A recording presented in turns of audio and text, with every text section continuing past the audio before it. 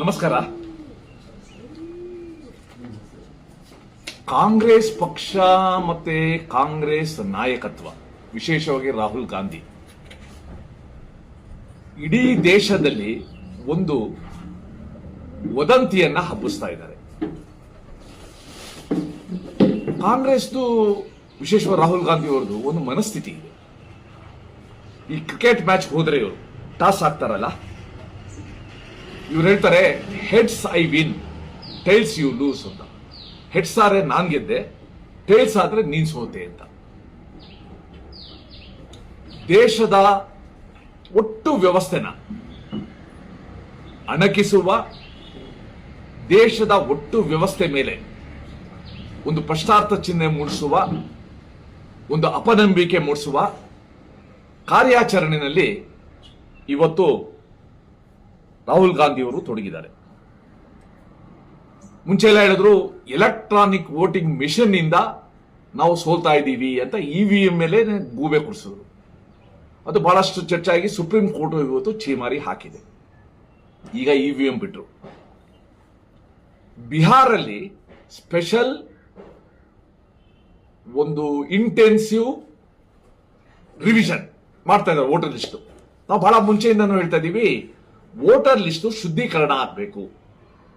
ತೀರೋಗಿರೋರೆಲ್ಲ voter list ಅಲ್ಲಿ ಬದುಕಿರ್ತಾರೆ, ಬದುಕಿರೋರಿಗೆ voter list ಅಲ್ಲಿ ಇರಲ್ಲ. ಒಂದೊಂದು ಹೆಸರು 3-4 ಕಡೆ ಇದೆ ಅಂತ ಇವತ್ತು ಕಾಂಗ್ರೆಸ್ ಪಾರ್ಟಿನೂ ಕೂಡ ಇದನ್ನ ಹೇಳಿದೆ. ನಾವು ಬಹಳ ಸಲ ನೋಡ್ತಾ ಇರ್ತೀವಿ, ಆಕೆ ಬಂದು ನಮ್ಮ ಯಜಮಾನ್ರು ಬಂದು ವೋಟ್ ಹಾಕ್ಬಿಟ್ಟು ಹೋಗ್ಬಿಟ್ರ ಅಂತ ಕೇಳಿದ್ರಂತೆ. ಹೋಗ್ಬಿಟ್ರಮ್ಮ ಅಂತಂದ್ರೆ ಪ್ರತಿ ಸಲ ಎಲೆಕ್ಷನ್ ಟೈಮಲ್ಲಿ ಮಾತ್ರ ಬರ್ತಾರೆ, ಆಮೇಲೆ ಸಿಗೋದಿಲ್ಲ. ಮತ್ತೆ ನಮ್ಮ ಯಜಮಾನ್ರು ತೀರೋಗಿ 15 ವರ್ಷ ಆಯ್ತು, ಎಲೆಕ್ಷನ್ ಮಾತ್ರ ಬರ್ತಾರೆ ಅಂತ ನಾವು ಅದಕ್ಕೋಸ್ಕರ ಬೇಗ ಬಂದೆ, ಇವತ್ತೇನ ಸಿಗ್ತಾರಲ್ಲ ಅಂತ. ಇದು ಒಂದು ಅಣಕ ವೋಟರ್ ಲಿಸ್ಟ್ ಬಗ್ಗೆ. ಸೊ ಈ ದೃಷ್ಟಿಯಿಂದ ಸ್ಪೆಷಲ್ ಇಂಟೆನ್ಸಿವ್ ರಿವಿಷನ್ ಏನ್ ಮಾಡ್ತಾ ಇದ್ದಾರೆ ಬಿಹಾರಲ್ಲಿ. ಅದರಲ್ಲಿ ಸುಮಾರು ಲಕ್ಷ ಜನ ತೀರೋಗಿರೋರನ್ನ ಅವರು ಕಂಡುಹಿಡಿದಿದ್ದಾರೆ. 3-4 ಕಡೆ ಹೆಸರಿರೋದನ್ನ ಕಂಡುಹಿಡಿದಿದ್ದಾರೆ. ಅದು ಸುಪ್ರೀಂ ಕೋರ್ಟ್ ಮುಂದೆನೂ ಕೂಡ ಇವತ್ತು ವಾದ ನಡೀತಾ ಇದೆ. ಸುಪ್ರೀಂ ಕೋರ್ಟ್ ಕರಡಾಗಿದೆ, ಬರಲಿ, ಫೈನಲ್ ಬರಲಿ ಅಂತ ಕೂಡ ಅವರು ಕೂಡ ಹೇಳಿದ್ದಾರೆ. ಈಗ ರಾಹುಲ್ ಗಾಂಧಿ ಅವ್ರದ್ದು ಹೊಸ ಅಸ್ತ್ರ, ಕರ್ನಾಟಕದಲ್ಲಿ ಮತ ಕಳುವು ಆಗಿದೆ. ಮೊದಲೆಲ್ಲರೂ ಬೆಂಗಳೂರು ಗ್ರಾಮಾಂತರ ಕ್ಷೇತ್ರದಲ್ಲಿ ಎಲ್ಲಿ ಡಾಕ್ಟರ್ ಮಂಜುನಾಥ್ ಅವರು ಅತ್ಯಂತ ಭರ್ಜರಿ ಜಯನ ಗಳಿಸಿದ್ರು. ಆ ಜಯ ಗಳಿಸಲಿಕ್ಕೆ ಮಂಜುನಾಥ್ ಅವರ ಜನಪ್ರಿಯತೆ ಮತ್ತೆ ಈ ಭಾಗದಲ್ಲಿದ್ದ ಒಂದು ಆಂಟಿ ಕಾಂಗ್ರೆಸ್ ಫೀಲಿಂಗ್ ಏನಿತ್ತು, ಅಥವಾ ಮೋದಿಯವರ ವೇವ್ ಏನಿತ್ತು, ಇದೆಲ್ಲನೂ ಕೂಡ ಸೇರ್ಕೊಂಡು ಹೋಗ್ತು. ಮಂಜುನಾಥ್ ಅವರು ಭರ್ಜರಿಸಿದ ಅಲ್ಲಿ ಮತ ಕಳುವಾಗಿದೆ ಅಂತ ಹೇಳಿದ್ರು. ಜನ ಎಲ್ಲ ನಕ್ಬಿಟ್ರು, ಮಂಜುನಾಥ್ ಅವರು ಮತ ಕಳುವು ಇದು ಸೇರೋದಿಲ್ಲ ಅಂತ. ಅದಾದ್ಮೇಲೆ ಸಿದ್ದರಾಮಯ್ಯನವರು ಕ್ಲಾರಿಫಿಕೇಶನ್ ಕೊಟ್ಟರು, ಇಲ್ಲ ಇದು ಗ್ರಾಮಾಂತರ ಎಲ್ಲ ಸ್ವಲ್ಪ ಕನ್ಫ್ಯೂಷನ್ ಆಗಿದೆ, ಇದು ಬೆಂಗಳೂರು ಕೇಂದ್ರ ಲೋಕಸಭಾ ಕ್ಷೇತ್ರದ ಮತ ಕಳುವಾಗಿದೆ, ವಿಶೇಷವಾಗಿ ಮಹದೇವಪುರದಲ್ಲಿ ಅಂತ ಹೇಳಿದ್ರು. ಅದಾದ್ಮೇಲೆ ಮಹದೇವಪುರದಿಂದ ರಾಹುಲ್ ಗಾಂಧಿ ಅವರು ಫ್ರೀಡಂ ಪಾರ್ಕ್ ವರೆಗೂ ಪಾದಯಾತ್ರೆ ಮಾಡೋದು ಪ್ರತಿಭಟನೆ ಅಂತಾನೂ ಕೂಡ ಹೇಳಿದ್ರು. ಆಗಸ್ಟ್ 4ನೇ ತಾರೀಕು ಅದು ಇವತ್ತು ಬದಲಾವಣೆಯಾಗಿ ಆಗಸ್ಟ್ 5ನೇ ತಾರೀಕು ಫ್ರೀಡಂ ಪಾರ್ಕ್ ಅಲ್ಲಿ ನಾವು ಪ್ರತಿಭಟನೆ ಮಾಡ್ತೀವಿ ಅಂತ ಹೇಳಿ ಇವತ್ತು ಲೇಟೆಸ್ಟ್ ರಾಜಾಜಿನಗರನ ಸೇರಿಸಿದ್ದಾರೆ. ಮಹದೇವಪುರ ಮತ್ತೆ ರಾಜಾಜಿನಗರದಲ್ಲಿ ಮತ ಕಳುವು ಆಗಿದೆ ಅಂತ. ಈಗ ಪ್ರಶ್ನೆ ಇರೋದು, ಮತ ಕಳುವು ಅಂದ್ರೆ ಏನು ಅನ್ನೋದು ಪ್ರಶ್ನೆ. ಮತ ಕಳುವು ಅಂದ್ರೆ ಏನು ಅನ್ನೋದು ಪ್ರಶ್ನೆ. ಮತ್ತೆ ವಿಶೇಷವಾಗಿ ರಾಜಾಜಿನಗರದ ಬಗ್ಗೆ ಉಲ್ಲೇಖ ಮಾಡಿರೋದ್ರಿಂದ ಸಿದ್ದರಾಮಯ್ಯನವರ ಬಗ್ಗೆ ನನಗೆ ಬಹಳ ಗೌರವ ಇದೆ. A man of abundant common sense. ಮತ್ತೆ ಮತದಾರರ ಮನಸ್ಥಿತಿನ ಅರ್ಥ ಮಾಡ್ಕೊಳ್ಳೋಷ್ಟು ಶಕ್ತಿ ಇದೆ. ನನ್ಗೆ ಗೊತ್ತಿಲ್ಲ, ತನ್ನ ಮುಖ್ಯಮಂತ್ರಿ ಸ್ಥಾನ ಉಳಿಸ್ಕೋಬೇಕು ಅಂತ ಒಂದು ಏಕೈಕ ಆಕಾಂಕ್ಷೆಯಿಂದನೇನೋ ರಾಹುಲ್ ಗಾಂಧಿ ಹೇಳಿರೋದಕ್ಕೆ ಜೈ ಅಂತ ಹೇಳಿದ್ದಾರೆ. ಅವ್ರು ಹೇಳಿದ್ದಾರೆ ಮಹದೇವಪುರ ಮತ್ತೆ ರಾಜಾಜಿನಗರದಲ್ಲಿ ಮತ ಕಳುವು ಆಗಿದೆ ಅಂತ ದಾಖಲೆ ಇದೆ ರಾಹುಲ್ ಗಾಂಧಿ ಅವರ ಹತ್ರ, ಅದಕ್ಕೋಸ್ಕರ ಪ್ರತಿಭಟನೆ ಮಾಡ್ತಾ ಇದ್ದೀವಿ ಅಂತ ಹೇಳಿದ್ದಾರೆ. ನಾನು ಇದನ್ನ ರಾಜಾಜಿನಗರದ ಒಟ್ಟು ಮತದಾನಕ್ಕೆ ಕಾಂಗ್ರೆಸ್ ಬಗೆದಿರುವ ಅನ್ಯಾಯ, ಕಾಂಗ್ರೆಸ್ ತೋರಿಸಿರುವ ಅಗೌರವ, ಕಾಂಗ್ರೆಸ್ ಮಾಡಿರೋ ಅವಮಾನ ಅಂತ ನಾನು ಹೇಳಕ್ಕೆ ಇಷ್ಟಪಡ್ತೀನಿ. ನಾನು ರಾಜಾಜಿನಗರನ ನನಗೆ ಮತದಾನದ ಹಕ್ಕು ಬರಕ್ಕಿಂತ ಮುಂಚೆ ನಾನು ನೋಡ್ಕೊಂಡು ಬಂದಿದ್ದೀನಿ. 15 ಚುನಾವಣೆಗಳಲ್ಲಿ ನಾನು ಕಾರ್ಯ ಮಾಡಿದ್ದೀನಿ. 15 ಚುನಾವಣೆಗಳಲ್ಲಿ ಕಾರ್ಯ ಮಾಡಿದ್ದೀನಿ.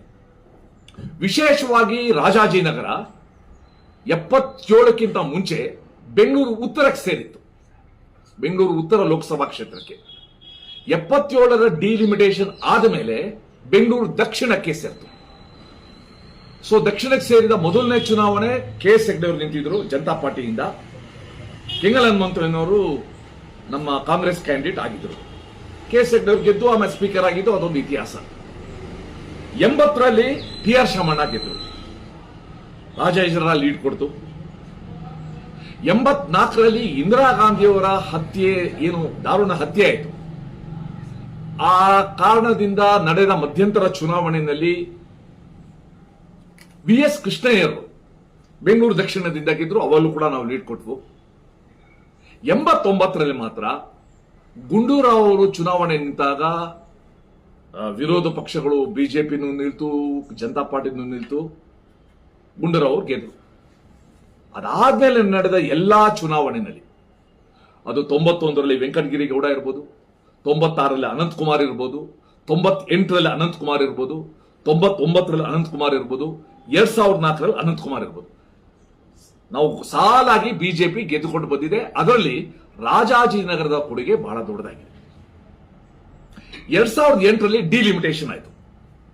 ಡಿಲಿಮಿಟೇಷನ್ ಆಗ್ಬಿಟ್ಟು ರಾಜಾಜಿನಗರವನ್ನ ಬೆಂಗಳೂರು ಕೇಂದ್ರ ಲೋಕಸಭಾ ಕ್ಷೇತ್ರಕ್ಕೆ ಸೇರಿಸಿದ್ರು. ಇಲ್ಲಿ ರಾಜಾಜಿನಗರದಿಂದ ಮಹದೇವಪುರದವರೆಗೂ 8 ಅಸೆಂಬ್ಲಿ ಕ್ಷೇತ್ರ. ಈ 2008ರಲ್ಲಿ ರಾಜಾಜಿನಗರ, ಸಿ.ವಿ. ರಾಮನ್ ನಗರ, ಮಹದೇವಪುರ 3 ಕಡೆ ಬಿಜೆಪಿ ಗೆಲ್ತು ಅಸೆಂಬ್ಲಿ ಮೆಂಬರ್ಸ್ ಆಗಿ. ನನ್ನ ಹತ್ರ ಇವಾಗ 2009, 2014, 2019, 2024 4 ಲೋಕಸಭಾ ಕ್ಷೇತ್ರಗಳ 4 ಲೋಕಸಭಾ ಚುನಾವಣೆಗಳ ಮತದಾನದ ವಿವರ ನನ್ನ ಹತ್ರ ಇಟ್ಕೊಂಡಿದ್ದೀನಿ. ನಾನು ಈ ಮೂಲಕ ಎಲ್ಲರ ಜೊತೆ ಹಂಚ್ಕೊಳ್ಳೋಕೆ ಇಷ್ಟಪಡ್ತೀನಿ. 2009ರಲ್ಲಿ ವಿಶೇಷವಾಗಿ ರಾಜ ಇರೋದೇ ಮತ ಕಳುವು ಅಂತ ಹೇಳ್ತಾರಲ್ಲ, ಈ ಮತ ಕಳುವಕ್ಕೆ ಆಧಾರ ಬೇಕು ಅವ್ರಿಗೆ. ಸುಮ್ಮನೆ ಗಾಳಿಲಿ ಗುಂಡು ಹಾರಿಸೋದು ಅಥವಾ ಹಿಟ್ ಅಂಡ್ ರನ್ ಮಾಡೋದು ಇದು ಯಾರಿಗೂ ಕೂಡ ಶೋಭೆ ತರೋದಿಲ್ಲ. ನನ್ಗನ್ಸುತ್ತೆ ಫಸ್ಟ್ ಇವಿಎಂ ಅಂತಂದ್ರು, ಎಲ್ಲೆಲ್ಲಿ ಕಾಂಗ್ರೆಸ್ ಗೆದ್ದಿದೆ ಅಲ್ಲಿ ಇವಿಎಂ ಚೆನ್ನಾಗಿ ಕೆಲಸ ಮಾಡುತ್ತೆ. ಎಲ್ಲೇ ಕಾಂಗ್ರೆಸ್ ಗೆಲ್ಲಕ್ಕಾಗೋದಿಲ್ಲ, ಇವಿಎಂ ಕಾರಣದಿಂದ ಬಿಜೆಪಿ ಗೆದ್ದಿದೆ ಅಥವಾ ಬೇರೆಯವರು ಗೆದ್ದಿದ್ದಾರೆ. ಎಲ್ಲಿ ಕಾಂಗ್ರೆಸ್ ಗೆದ್ದಿದೆ, ಕರ್ನಾಟಕದಲ್ಲಿ 9 ಕಡೆ ಗೆದ್ದಿದೆ ಕಾಂಗ್ರೆಸ್ ಪಾರ್ಲಿಮೆಂಟ್ ಸೀಟ್ ಅಲ್ಲಿ, ಅಲ್ಲೆಲ್ಲನೂ ಕೂಡ ಮತ ಕಳುವು ಆಗಿಲ್ಲ. ಎಲ್ಲಿ ಕಾಂಗ್ರೆಸ್ ಗೆಲ್ಲಕ್ಕಾಗಿಲ್ಲ ಅದು ಮತ ಕಳುವು. ಇದು ಒಂದು ರೀತಿಯಿಂದ ಮಾನಸಿಕ ಅಸ್ವಸ್ಥತೆ ತೋರಿಸುತ್ತೆ ಕಾಂಗ್ರೆಸ್. ರಾಹುಲ್ ಗಾಂಧಿ ಅವರ ನೇತೃತ್ವದ ಎಲೆಕ್ಷನ್ ಆದ್ಮೇಲೆ ಸೋತು ಒಂದು ಹತಾಶತನ ತೋರಿಸುತ್ತೆ, ಹತಾಶತನ ಪರಾಕಾಷ್ಠೆ ತೋರಿಸುತ್ತೆ, ಜೊತೆಗೆ ಬೌದ್ಧಿಕ ದಿವಾಳಿತನ ಕೂಡ ತೋರಿಸುತ್ತೆ. ನನಗನ್ಸುತ್ತೆ ಕಾಂಗ್ರೆಸ್ ನಾಯಕತ್ವಕ್ಕೆ ಒಬ್ಬ ಮನಃಶಾಸ್ತ್ರಜ್ಞನಿಂದ ಕೌನ್ಸೆಲಿಂಗ್ ಅಗತ್ಯ ಇದೆ. ಒಂದು ಸೋಲನ್ನ ಯಾವ ರೀತಿ ಪರಿಗಣಿಸಬೇಕು, ಯಾವ ರೀತಿ ಅವಲೋಕಿಸಬೇಕು. ಬಿಜೆಪಿನೂ ಸೋತಿಲ್ವಾ? BJP 84ರಲ್ಲಿ 2 seat ಗೆದ್ದಿದ್ವು. ಆದ್ರೆ ನಾವು ಅವತ್ತೇನು ಬೇರೆ ಏನು ಹೇಳಿಲ್ಲ, ವಿನಮ್ರವಾಗಿ ಸ್ವೀಕರಿಸಿ ಪಕ್ಷ ಕಟ್ಟೋದು ಹೇಗೆ ಅಂತ ಕೆಲಸ ಮಾಡೋದು. 89ರಲ್ಲೂ 80 ಸೀಟ್ ಗೆದ್ದು, 91ರಲ್ಲಿ ಗೆದ್ದೇ ಬಿಡಬೇಕಾಯಿತು, ಮಧ್ಯೆ ರಾಜೀವ್ ಗಾಂಧಿ ಹತ್ಯೆ ಆಯಿತು, ಅದು ಬೇರೆ ಪ್ರಶ್ನೆ. ಈಗ ರಾಜಾಜಿನಗರಕ್ಕೆ ಬಂದಾಗ, ರಾಜಾಜಿನಗರ ಒಂದು ಸುಶಿಕ್ಷಿತ ಮತದಾರರಿಂದ, ಜಾಗೃತ ಮತದಾರರಿಂದ ಕೂಡಿರುವ ಒಂದು ಕ್ಷೇತ್ರ. ಇಲ್ಲಿ ಮತ ಕಳುವು ಅನ್ನೋ ಪದನೇ ಒಂದು ಹಾಸ್ಯಾಸ್ಪದ. ಇದರಿಂದ ರಾಜಾಜಿನಗರ ಮತದಾರರಿಗೆ ಮತದಾನಕ್ಕೆ ಎಷ್ಟು ಅವಮಾನ ಆಗುತ್ತೋ ಅದಕ್ಕಿಂತ ಕಾಂಗ್ರೆಸ್ ಪಕ್ಷದ ಬಗ್ಗೆ ಅಸಹ್ಯ ಬರುತ್ತೆ. ಈ ರೀತಿ ಒಂದು ನಾಮಾವಳಿ ಅಥವಾ ಬಿರುದು ಕೊಡೋದಿದೆಯಲ್ಲ, ಇದು ಒಂದು ರಾಜಕೀಯ, ಅದು ಓಲ್ಡೆಸ್ಟ್ ಪಾರ್ಟಿ ಇನ್ ಇಂಡಿಯಾ, 1885ರಲ್ಲಿ ಪ್ರಾರಂಭ ಆಗಿದ್ದು. ಆ ಪಕ್ಷಕ್ಕೆ ಒಂದು ಇದು ಶೋಭೆ ತರೋದಿಲ್ಲ. 2009ರಲ್ಲಿ ಅಂದ್ರೆ ಡಿಲಿಮಿಟೇಷನ್ ಆದ್ಮೇಲೆ ರಾಜಾಜಿನಗರ ಬೆಂಗಳೂರು ಕೇಂದ್ರಕ್ಕೆ ಬಂದ್ಮೇಲೆ, ಕೇಂದ್ರ ಲೋಕಸಭಾ ಕ್ಷೇತ್ರಕ್ಕೆ ಬಂದ್ಮೇಲೆ ರಾಜಾಜಿನಗರದಲ್ಲಿ ಇದ್ದ ವೋಟರ್ಸ್ ಸಂಖ್ಯೆ 1,80,000. 1,80,000. ಪಿ.ಸಿ. ಮೋಹನ್ ಅವರು ನಮ್ಮ ಕ್ಯಾಂಡಿಡೇಟ್. ಆಗ ಪೋಲ್ ಆಗಿದ್ದ ವೋಟು 1,04,038. 1,04,038 ವೋಟ್ಸ್ ಪೋಲ್ ಆಗಿದ್ದು. ನಮ್ಮಲ್ಲಿ 60%ಗಿಂತ ಜಾಸ್ತಿ ಪೋಲ್ ಆಗಿರೋದು ಬಹಳ ಕಡಿಮೆ. ನಾವು ಬಹಳ ಟ್ರೈ ಮಾಡ್ತಾ ಇದ್ದೀವಿ, ಅದು ವೋಟರ್ ಲಿಸ್ಟ್ ಮಿಸ್ಟೇಕು ಬೇರೆ ಬೇರೆ ಕಾರಣನೂ ನನಗೆ ಗೊತ್ತಿಲ್ಲ. 1,04,038 ವೋಟ್ ಪೋಲಾಯಿತು. ಬಿಜೆಪಿ ಅಭ್ಯರ್ಥಿ PC ಮೋಹನ್ ಮೊದಲನೇ ಸಲ ಎಂಪಿಗೆ ನಿಂತಿದ್ದು, ಅವ್ರಿಗೆ ಬಂದಿದ್ದು 51,311, 51,311 ವೋಟ್ಸ್. ಕಾಂಗ್ರೆಸ್ಗೆ ಬಂದಿದ್ದು 30,007 ವೋಟು, 30,007 ವೋಟ್ಸ್. ರಾಜಾಜಿನಗರದ ಕೊಟ್ಟ ಲೀಡ್ ಎಷ್ಟು? 21,304, 21,304 ವೋಟ್ ಅನ್ನ ಲೀಡ್ ಕೊಟ್ಟರು. ಅದಾದ್ಮೇಲೆ 2014 ನರೇಂದ್ರ ಮೋದಿ ಅವರು ನಮ್ಮ ಪ್ರಧಾನಮಂತ್ರಿ ಅಭ್ಯರ್ಥಿ, ಮೋದಿ ಅವರ ಹವಾ ನನಗಿನ್ನೂ ನೆನಪಿದೆ. ಚಾಯ್ ಪೇ ಚರ್ಚಾ ಅಂತ ಮಾಡಿದ ಕಾರ್ಯಕ್ರಮನೇ ಎಲ್ಲರ ಮನಸ್ಸನ್ನ ಸೆಳೆದಿತ್ತು. ಮೋದಿ ಅವತ್ತು ಮೋಸ್ಟ್ ಒಂಥರ ನೀಡೆಡ್ ಪರ್ಸನ್ ಅಂತ ಜನ ಕಲಿಸಿದ್ರು. ಆ ಚುನಾವಣೆಯಲ್ಲಿ 2014ರಲ್ಲಿ ಇದ್ದ ಮತದಾರರ ಸಂಖ್ಯೆ 1,94,316. ಅಂದ್ರೆ 5 ವರ್ಷದಲ್ಲಿ 14,000 ಜನ ಮತದಾರರು ಸೇರಿದ್ರು. 18 ವರ್ಷ ದಾಟಿರೋರು ಬಂದಿದ್ರು, ಎಲ್ಲ ಸೇರಿದ್ರು, ನವ ಮತದಾರರು ಸೇರಿಸಿ. ಅದರಲ್ಲಿ ಬಿಜೆಪಿ ಪೋಲ್ ಆಗಿದ್ದ ವೋಟ್ಸು 1,94,000ದಲ್ಲಿ 1,16,321 ವೋಟು ಪೋಲ್ ಆಯಿತು. 1,16,321. ಬಿಜೆಪಿಗೆ ಎಷ್ಟು ಬಂತು? 1,16,000ದಲ್ಲಿ 76,961, ಮೋರ್ ದೆನ್ 60% ವೋಟ್ ಬಂತು ನಮಗೆ. ಕಾಂಗ್ರೆಸ್ಗೆ 28,359 ವೋಟ್ ಬಂತು. ಲೀಡ್ ಎಷ್ಟಾಯ್ತು? 48,602. ಮೋದಿ ಇಡೀ ದೇಶದಲ್ಲಿ UPA 2 ನಲ್ಲಿ ಬಂದ ಒಂದು ಹತಾಶ ಸ್ಥಿತಿ, ಒಂದು ಏನ್ ಹೇಳ್ತಾರೆ ಅಡ್ಮಿನಿಸ್ಟ್ರೇಟಿವ್ ಪಾಲಿಸಿ ಪ್ಯಾರಾಲಿಸಿಸ್ ಅಂತ ಕರಿತಾ ಇದ್ವು. ಆ ಹಿನ್ನೆಲೆಯಲ್ಲಿ ಮೋದಿ ಅವ್ರ ಅಟ್ರಾಕ್ಷನ್ ಆಗಿತ್ತು, ಮೋದಿ ಬೇಕು ಅಂತ ಅನ್ಸಿತ್ತು. ಸೊ PC ಮೋಹನ್ ಅವ್ರಿಗೆ 48,602 ವೋಟ್ ಬಂತು. 2019 ಮೋದಿ ಅವರು 2ನೇ ಸಲ ಪ್ರಧಾನಮಂತ್ರಿ ಆಗೋದಕ್ಕೆ ಚುನಾವಣೆ ನಡೆದಾಗ ನಮ್ಮ ವೋಟು ರಾಜಾಜಿನಗರದಲ್ಲಿ 2,11,000 ಆಯಿತು. ಅಂದ್ರೆ 1,94,316 ಇದ್ದಿದ್ದು 2,11,000 ಆಯಿತು. ಪೋಲ್ ವೋಟ್ಸ್ ಎಷ್ಟು? 1,20,752. 1,20,752. ಬಿಜೆಪಿ ಬಂದ ವೋಟ್ ಎಷ್ಟು? 79,265. ಕಾಂಗ್ರೆಸ್ಗೆ ಬಂದಿದ್ದು 35,261. PC ಮೋಹನ್ಗೆ ಬಿಜೆಪಿ ಅಭ್ಯರ್ಥಿಗೆ ಬಂದ ಲೀಡ್ ಎಷ್ಟು? 44,004 ವೋಟ್, 44,004 ವೋಟ್ಸ್. ಇದು ಲೀಡ್. ಅದಾದ್ಮೇಲೆ 3ನೇ ಬಾರಿ ಚುನಾವಣೆ 2024ರಲ್ಲಿ ಮೋದಿ ಅವರು 3ನೇ ಸಲ ಪ್ರಧಾನಮಂತ್ರಿ ಆಗಿದ್ದ ಮುಂಚೆ 2024ರಲ್ಲಿ ಚುನಾವಣೆ ನಡೆಯಿತು. ಅದಕ್ಕಿಂತ ಮುಂಚೆ 1 ವರ್ಷದ ಹಿಂದೆ ರಾಜಾಜಿನಗರ ಸೇರಿದಂಗೆ ಇಡೀ ರಾಜ್ಯದಲ್ಲಿ ವಿಧಾನಸಭಾ ಚುನಾವಣೆ ನಡೀತು 2023.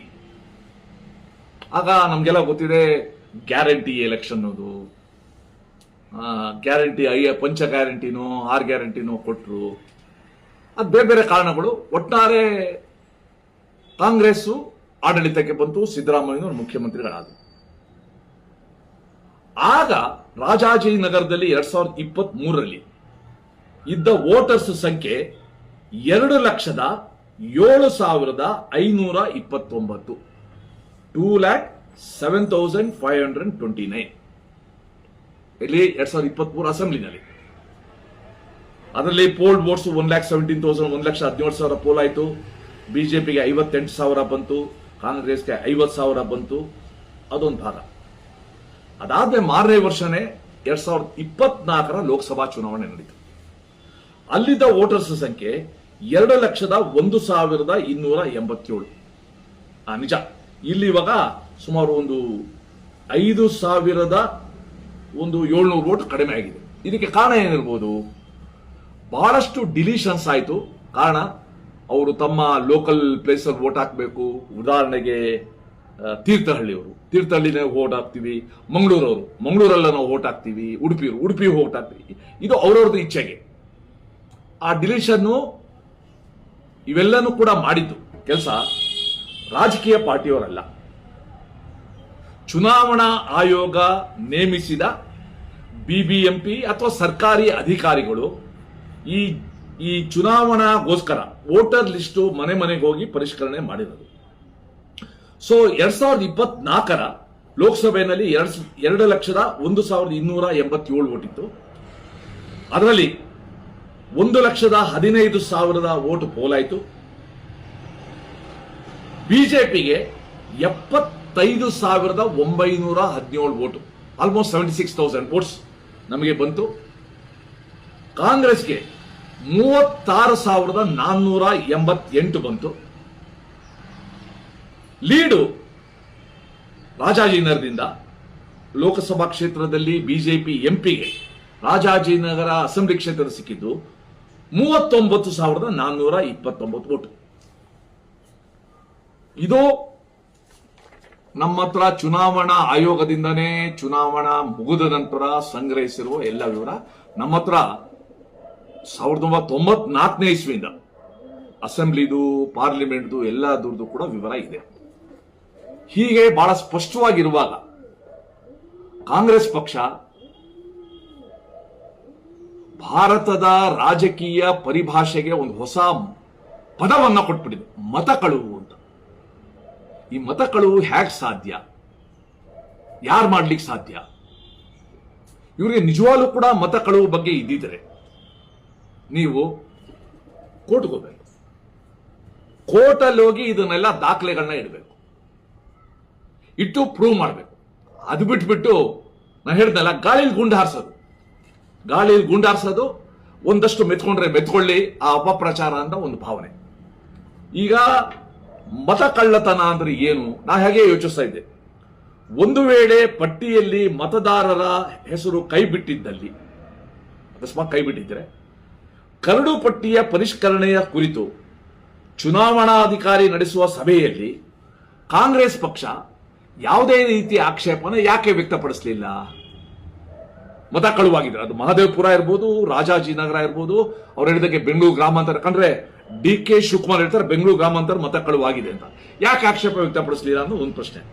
ಎರಡನೇದು, ನಮ್ಮ ಎಲ್ಲಾ ಪಾರ್ಟಿನಲ್ಲಿ ಬೂತ್ ಲೆವೆಲ್ ವರ್ಕರ್ಸ್ ಅಂತ ಇರ್ತಾರೆ, ಅದನ್ನ BLA 2 ಅಂತ ಕರಿತೀವಿ ನಾವು. ಎಲ್ಲಾ ಪಾರ್ಟಿಗೂ ಕೂಡ ಅವಕಾಶ ಇದೆ. ಈ BLA 2 ತನ್ನ ಬೂತ್ ನಲ್ಲಿ ವೋಟರ್ಸ್ ಲಿಸ್ಟ್ ಅಲ್ಲಿ ಏನಾದ್ರು ಕೂಡ ವ್ಯತ್ಯಾಸ ಕಂಡ್ರೆ ಅವನಿಗೆ ಹಕ್ಕಿದೆ ರಿಟರ್ನಿಂಗ್ ಆಫೀಸರ್ ಹತ್ರ ಮಾತಾಡೋದಕ್ಕೆ. ಸೊ ಒಂದು ವೇಳೆ ಈ ರೀತಿಯ ಪಟ್ಟಿಯಿಂದ ಮತದಾರ ಹೆಸರನ್ನು ಕೈ ಬಿಟ್ಟಿದ್ದೇ ಆಗಿದ್ರೆ ಈ ಬೂತ್ ಸಮಿತಿ ಅಂತ ಎಲ್ಲಾ ಪಕ್ಷದಲ್ಲೂ ಇರುವಾಗ ಆ ಕಾರ್ಯಕರ್ತರು ಬೂತ್ ಮಟ್ಟದಲ್ಲಿ ಗಮನ ಹರಿಸಿ ಈ ಅಂಶವನ್ನು ಅವತ್ತೇ ಅಥವಾ ಚುನಾವಣೆ ಮುಗಿದ ಮೇಲೆ ಆದ್ರೂ ಕೂಡ ಗಮನಕ್ಕೆ ತರಬೇಕಾಗಿತ್ತು. ಲೋಕಸಭಾ ಚುನಾವಣೆ ನಡೆದಿದ್ದು ಏಪ್ರಿಲ್ 2024 ಎಲೆಕ್ಷನ್ ನಡೆದಿದ್ದು, ರಿಸಲ್ಟ್ ಬಂದಿದ್ದು ಮೇ 2024. ನಾವಿವತ್ತಿದ್ದೀವಿ ಆಗಸ್ಟ್ 1ನೇ ತಾರೀಕು 2025. ಅಂದ್ರೆ ಹೆಚ್ಚು ಕಡಿಮೆ 15 ತಿಂಗಳು ಇವತ್ತು ಕಳೆದಿದೆ. 15 ತಿಂಗಳಾದ್ಮೇಲೆ ಇವ್ರಿಗೆ ಜ್ಞಾನೋದಯ ಆಗಿದೆ ಅಂತಂದ್ರೆ, ಅದು ಯಾವುದೋ ಒಂದು ಪ್ರಾಣಿ ಇತ್ತಂತೆ, ಆ ಬಾಲಕ್ಕೆ ಚುಚ್ಚಿದ್ರೆ 24 ಗಂಟೆ ಆದ್ಮೇಲೆ ತಿರುಗಿ ನೋಡ್ತಾ ಇತ್ತಂತೆ. ಇದು ಅರ್ಥ ಆಗೋದಿಲ್ಲ. ಸೊ ಪಟ್ಟಿಯಲ್ಲಿ ಮತ್ತೆ ಕೈ ಬಿಟ್ಟಂತ ಮತದಾರರು ಯಾರಿಗಾದ್ರೂ ಮ್ಯಾಸಿವ್ ಆಗಿ ಬಿಟ್ಟೋಗಿದರೆ ಆ ಮತದಾರರಾದ್ರೂ ಕೂಡ ಬಂದು ಅಬ್ಜೆಕ್ಷನ್ಸ್ ಹಾಕಬೇಕಾಗಿತ್ತು. ಅಂತ ಚುನಾವಣೆ ಸಮಯದಲ್ಲಿ ಆ ಬೂತಲ್ಲಿಲ್ಲ ಈ ಬೂತಲ್ಲಿಲ್ಲ ಅಂತ ಓಡಾಡೋದು ನೋಡಿದೀವಿ. ಆದ್ರೆ ಈ ರಾಹುಲ್ ಗಾಂಧಿ ಅವರು ಹೇಳ್ದಂಗೆ, ಸಿದ್ದರಾಮಯ್ಯನವರು ಅದನ್ನ ಪುನರುಚ್ಚಿಸ್ತಾ ಇರಂಗೆ ಮತ ಕಳುವು ಅನ್ನೋದೊಂದೇನೋ ಭಾರಿ ಪ್ರಮಾದ ಆಗಿದೆ. ಆ ಹಕ್ಕು ಕಳ್ಕೊಂಡ ಮತದಾರರು ಬಂದು ಚುನಾವಣಾ ಆಯೋಗ ತಿಳಿಸಬಹುದು ಅಥವಾ ಅದೊಂದು ದೊಡ್ಡ ಇಶ್ಯೂನೇ ಆಗ್ತಾ ಇತ್ತು. ಅದು ಮಾಡಲಿಲ್ಲ. ಸೊ ಹೀಗೆ ಯಾವುದೇ ದಾಖಲೆ ಇಲ್ದೇನೆ ಸುಮ್ಮನೆ ಅಪಪ್ರಚಾರ ಮಾಡ್ಕೊಂಡು ಇವರು ಅಪಪ್ರಚಾರ ಮಾಡ್ತಾರೆ. ಅಮೆರಿಕಾದಲ್ಲಿ ಹೋಗಿ ಭಾರತಕ್ಕೆ ಬೈತಾರೆ, ಚೈನಾನ ಕೊಂಡಾಡ್ತಾರೆ, ಪಾಕಿಸ್ತಾನ ಅಪ್ಕೊಳ್ತಾರೆ. ಈಗ ಭಾರತದ್ದು ಡೆಡ್ ಎಕಾನಮಿ ಅಂತ ಅವ್ನು ಟ್ರಂಪ್ ಏನ್ ಹೇಳಿದ್ದಾರೆ ಅದನ್ನ ಬಹಳ ಆನಂದದಿಂದ ಹೇಳ್ತಾ ಇದ್ದಾರೆ. ಅವ್ರದೇ ಪಕ್ಷದ ಬಹಳ ಹಿರಿಯ ಸದಸ್ಯರು ರಾಹುಲ್ ಗಾಂಧಿಯ ಈ ಡೆಡ್ ಎಕಾನಮಿನ ಒಪ್ಕೊಳ್ತಾ ಇಲ್ಲ ಅನ್ನೋದು ಜ್ಞಾಪಕ ಇಟ್ಕೊಳ್ಳಿ. ಸೊ ರಾಹುಲ್ ಗಾಂಧಿ ಅವ್ರದ್ದು ಒಂದು ಇದೆ, ಐ ಥಿಂಕ್ ಒಂಥರ ಅದು ಮನಸ್ಥಿತಿನೇ ಆಗಿದೆ. ಅವ್ರು ಲೋಕಸಭೆಯಲ್ಲಿ ಮಾತಾಡುವಾಗ ನೋಡಿದ್ದೀನಿ, ಆಚೆ ನೋಡಿದ್ದೀನಿ, ವಿದೇಶ ಹೋದಾಗ ನೋಡಿದ್ದೀನಿ, ಮತ್ತೆ ಇವಾಗ ಲೇಟೆಸ್ಟ್ ಬಂದು ಈ ಒಂದು ಸಂತಿ. ಸೊ ಹೀಗಿರುವಾಗ ಭಾರತದ ಚುನಾವಣಾ ಆಯೋಗ ಏನಿದೆ, ಇದು ಒಂದು ಸಂವಿಧಾನಾತ್ಮಕ ಸಂಸ್ಥೆ. ಭಾರತದ ಚುನಾವಣಾ ಆಯೋಗ 51ರಿಂದ ಹೇಳೋದು, ಫಸ್ಟ್ ಜನರಲ್ ಎಲೆಕ್ಷನ್ 51 ನವೆಂಬರ್ ಅಲ್ಲಿ ಶುರು ಆಯಿತು. ಅವತ್ತಿಂದ ಇವತ್ತವರೆಗೂ ಬಹಳ ಉತ್ತಮ ರೀತಿಯಲ್ಲಿ ಚುನಾವಣಾ, ಇಷ್ಟು ದೊಡ್ಡ ದೇಶದಲ್ಲಿ ಇಷ್ಟು ವಿವಿಧ ಭಾಷೆಗಳು, ಇಷ್ಟು ದೊಡ್ಡ ಪಾಪ್ಯುಲೇಷನ್, ಮತ್ತೆ ಎಲ್ಲರೂ ಹೇಳ್ದಂಗೆ ಅಷ್ಟು ವಿದ್ಯೆ ಇಲ್ಲದೆ ಇದ್ದ ಕಾಲದಲ್ಲಿ ಯಶಸ್ವಿಯಾಗಿ ಚುನಾವಣಾ ಕಾರ್ಯನ ಮಾಡ್ಕೊಂಡು ಬಂದಿದ್ದಾರೆ. ಅಂಡ್ ವಿದೇಶಗಳು ಮೆಚ್ಕೊಂಡಿದೆ. ಹೀಗಿರುವಾಗ ಆ ಚುನಾವಣಾ ಏನು ವ್ಯವಸ್ಥೆ ಏನಿದೆ, ಮತದಾನದ ಒಂದು ವ್ಯವಸ್ಥೆ ಏನಿದೆ, ಅದನ್ನೇ ಇವತ್ತು ಅಪನಂಬಿಕೆ ಬರಂಗೆ ಮಾಡ್ಕೊಳ್ಳೋದು, ಚುನಾವಣಾ ಆಯೋಗಕ್ಕೆ ಒಂದು ರೀತಿ ಅವಹೇಳನ ಮಾಡೋದು, ಬಹಳ ಹಳೆಯ ಪಾರ್ಟಿ ಅಂತ ಅನ್ನಿಸ್ಕೊಂಡಿರುವ ಕಾಂಗ್ರೆಸ್ಗೆ ಇದು ಶೋಭೆ ತರೋದಿಲ್ಲ.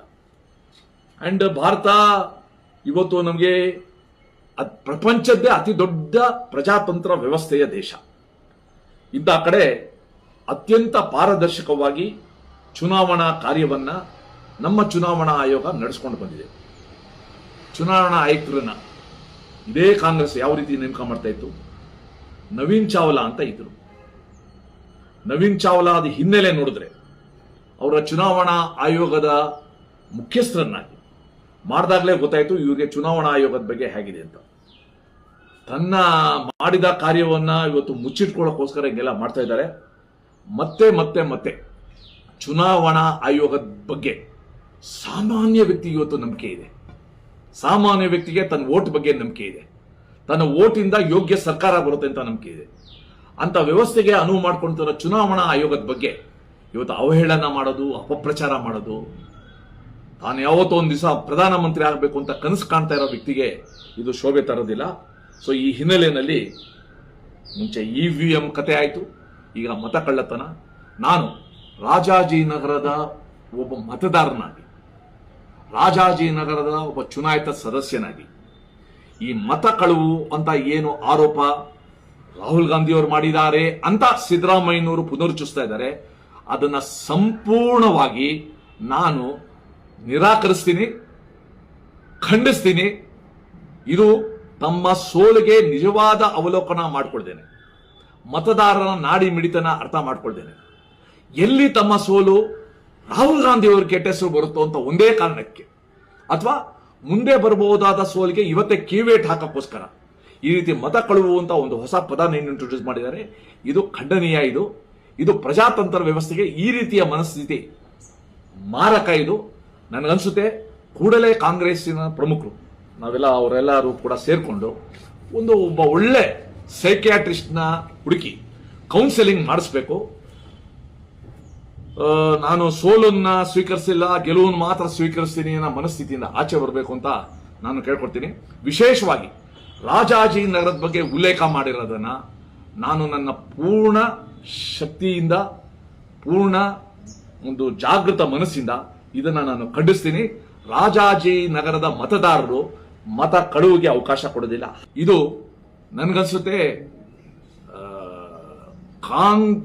ರಾಹುಲ್ ಗಾಂಧಿ ಅವರ ಈ ಹೇಳಿಕೆ ಕಾಂಗ್ರೆಸ್ ಮಾತ್ರ ಅಪಾಯಕರ ಅಲ್ಲ, ದೇಶದ ಪ್ರಜಾತಂತ್ರ ವ್ಯವಸ್ಥೆಗೆ ಅಪಾಯಕರ ಅಂತ ಈ ಸಂದರ್ಭದಲ್ಲಿ ಬಹಳ ವಿನಮ್ರವಾಗಿ ನಾನು ತಿಳಿಸಕ್ಕೆ ಇಷ್ಟಪಡ್ತೀನಿ. ಸೊ ರಾಹುಲ್ ಗಾಂಧಿಯವರ ಮಾತು ಅಸತ್ಯದಿಂದ, ವಾಸ್ತವಾಂಶದಿಂದ ದೂರ ಇದ್ದು ಕೂಡಿರುವ ಒಂದು ಹೇಳಿಕೆ. ಇದು ಕೇವಲ ರಾಜಕೀಯ ಪ್ರೇರಿತ ಹೇಳಿಕೆ. ಸೋಲಿಂದ ಆ ಕೆಟ್ಟ ಹೆಸರು ಬರೋದನ್ನ ನುಣುಚ್ಕೊಳ್ಳೋಸ್ಕೋಸ್ಕರ ಹೇಳಿಕೆ. ಮೋದಿಯವರ ಒಂದೇನು ಜನಪ್ರಿಯತೆ ಇದೆ ಅದನ್ನ ನೋಡಿ ಕರುಬುವ ಮನಸ್ಥಿತಿಯ ಒಂದು ಪ್ರತೀಕ. ನಮಸ್ಕಾರ.